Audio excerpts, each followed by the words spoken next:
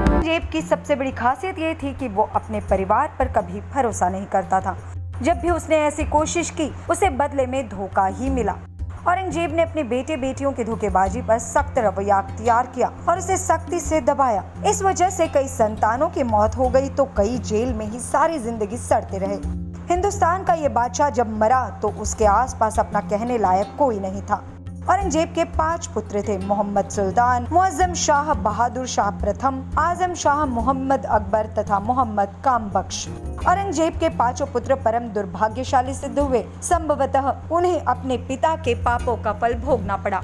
औरंगजेब ने बादशाह बनते ही सबसे बड़े शहजादे मोहम्मद सुल्तान को जेल में डाल दिया। वह 16 साल तक जेल में सड़ता रहा और अंत में जेल में ही मरा। औरंगजेब का दूसरा पुत्र मोहम्मद मुअज्जम शाह भी 7 सालों तक औरंगजेब की जेल में रहा और औरंगजेब की मृत्यु के बाद 64 वर्ष की आयु में केवल 5 साल के लिए बादशाह बना। औरंगजेब का तीसरा पुत्र आजम औरंगजेब की मृत्यु के बाद अपने बड़े भाई मुअज्जम द्वारा मार डाला गया।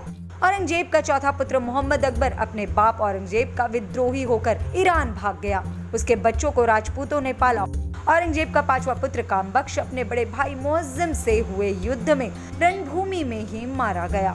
औरंगजेब की 5 पुत्रियां थी: जेब उन्निसा, जीनत उन्निसा, बदर उन्निसा, जबदता उन्निसा तथा मेहर उन्निसा। ये 5 भी बड़ी दुर्भाग्यशाली निकली। सबसे बड़ी शहजादी जेबुन्निसा को औरंगजेब ने बादशाह बनने के कुछ साल बाद जेल में डाल दिया और वह भी 20 साल तक जेल में रही और जेल में ही मरी। औरंगजेब की दूसरी पुत्री जीनत उन्निसा ने शिवाजी के पुत्र संभाजी से, किंतु औरंगजेब ने संभाजी के टुकड़े करवा दिए, इसलिए वह आजीवन अविवाहित रही।